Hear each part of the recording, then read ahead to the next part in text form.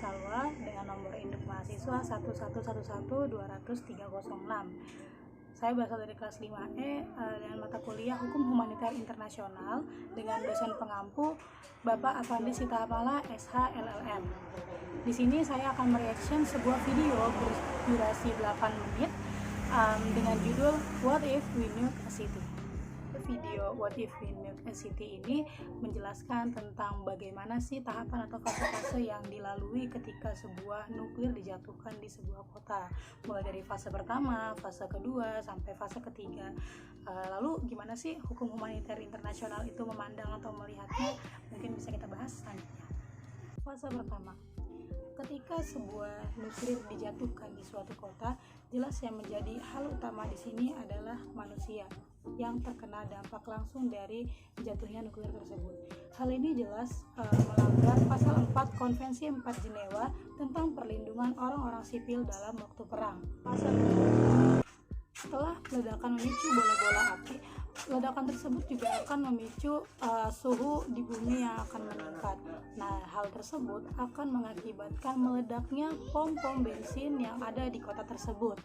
Jelas, hal ini melanggar pasal 56 protokol tambahan mengenai perlindungan bangunan dan instalasi yang mengandung tenaga yang membahayakan. Fase ketiga, penggunaan senjata nuklir itu dipandang akan menyebabkan kerugian yang sangat besar pada kemanusiaan. Karena kenapa? Sebab senjata tersebut tidak memiliki 4 prinsip, yaitu yang pertama adalah prinsip kemanusiaan, kemudian prinsip pembedaan, prinsip proportionality, dan prinsip pencegahan. Lalu apa sih keterkaitan antara nuklir dengan 4 prinsip yang tadi disebutkan? Prinsip yang pertama jelas adalah prinsip kemanusiaan. Prinsip ini jelas adalah prinsip utama dalam hukum humaniter internasional. Jika nuklir dijatuhkan, tentu akan melanggar prinsip kemanusiaan yang memiliki tujuan untuk melindungi dan menjamin penghormatan terhadap manusia. Prinsip yang selanjutnya adalah prinsip pembedaan, yang mana membedakan antara kelompok yang dapat ikut secara langsung dalam pertempuran atau kombatan dan juga kelompok yang tidak ikut dan harus dilindungi dalam pertempuran, atau dalam kata lain adalah penduduk sipil. Nah, termasuk di dalamnya itu adalah objek sipil dan objek militer. Hal ini diatur dalam pasal 48 dan pasal 52 protokol tambahan 1 Konvensi Jenewa 1949. Jika sebuah nuklir dijatuhkan, jelas nuklir itu tidak bisa membedakan mana yang dapat ikut serta secara langsung dalam pertempuran, mana pihak-pihak yang tidak ikut dan harus dilindungi dalam pertempuran. Kemudian juga nuklir tidak bisa membedakan mana objek sipil dan objek militer. Semua akan rata, semua akan tersapu oleh nuklir tersebut. Jadi nuklir sangat bertentangan dengan prinsip pembedaan dalam hukum humaniter internasional.